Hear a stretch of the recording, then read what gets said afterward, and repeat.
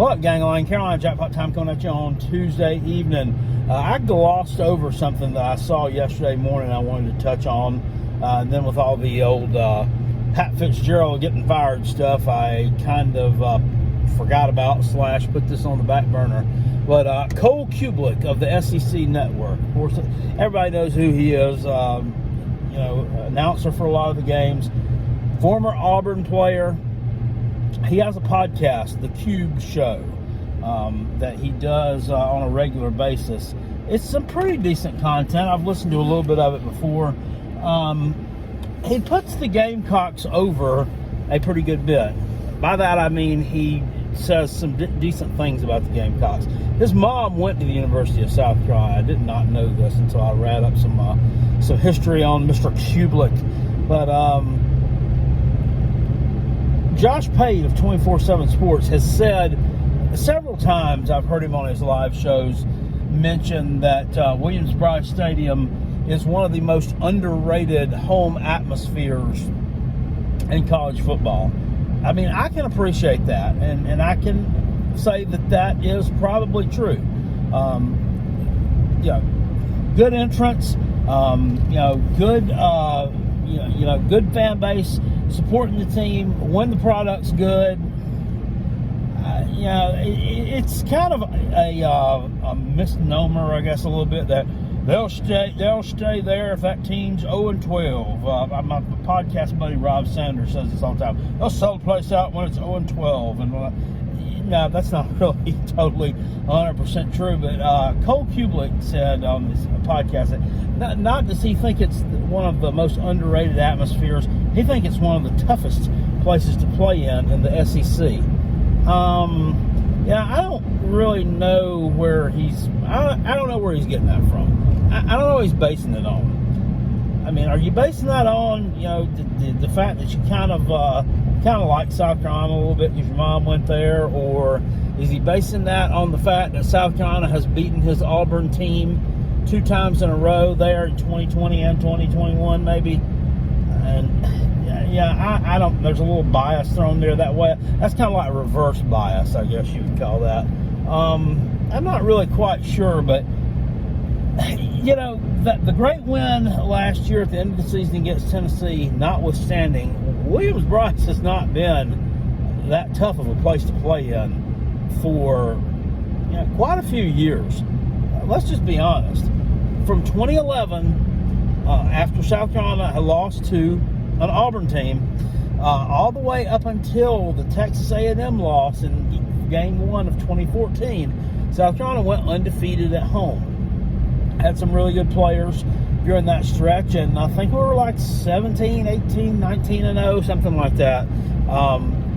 Those days are, I'm not going to say they're long gone, because we seem to be headed in the right direction, but right now, that's all we are, is maybe headed in the right direction.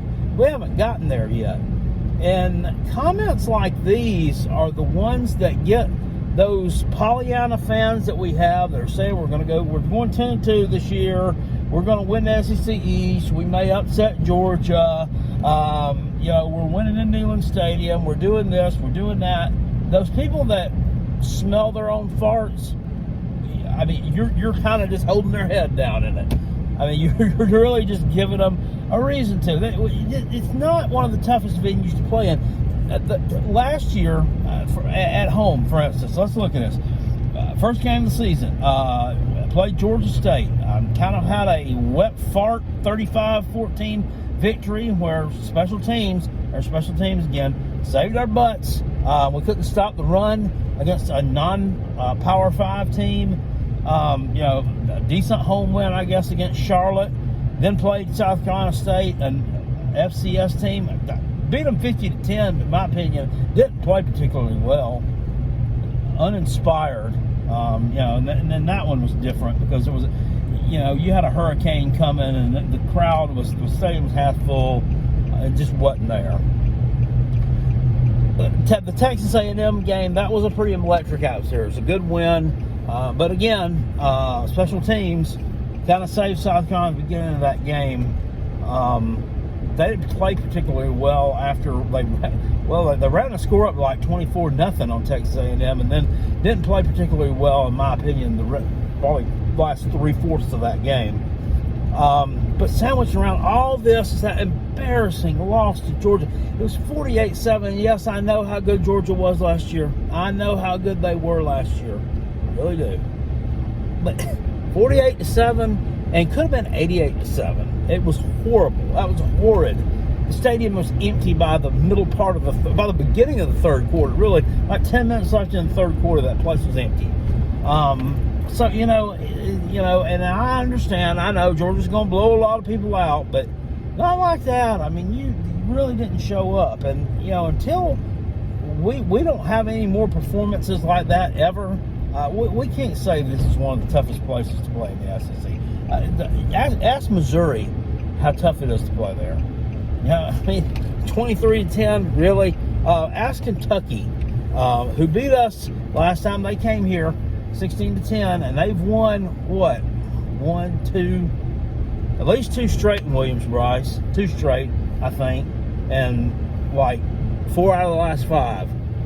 They probably don't think it's a real tough place to play. We've got to start winning the games that we're supposed to win, and then we can talk about it being one of the toughest places to play in the SEC ourselves, not some SEC Network homer who doesn't know shit from Shinola. I'm sorry.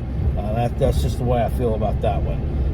But anyway, you can hit me down in the comment section below. You can always, you can gripe on me if you want to also. I mean, there's a lot of people that say, you're always looking at, you can find a dark lining in every silver cloud, and you're always looking at things from a glass half empty perspective. Yeah, I kind of do sometimes. I was brought up. That was the way I was learned it. Because if you look at things from a pessimistic point of view, when bad things happen, you don't get that disappointed. Or sometimes you do. Sometimes you knock your Christmas tree over after you get drunk and you start calling the opposition, their coach, and their players every name under the sun that Jesus knows you shouldn't be saying words like. Anyway, I appreciate it, guys. Hit this with a thumbs up if you like this video. I'll see you all later. Appreciate it. Peace, and I'm out of here. Still, go Gamecocks, and go Coach Beamer. Woo! I said, woo!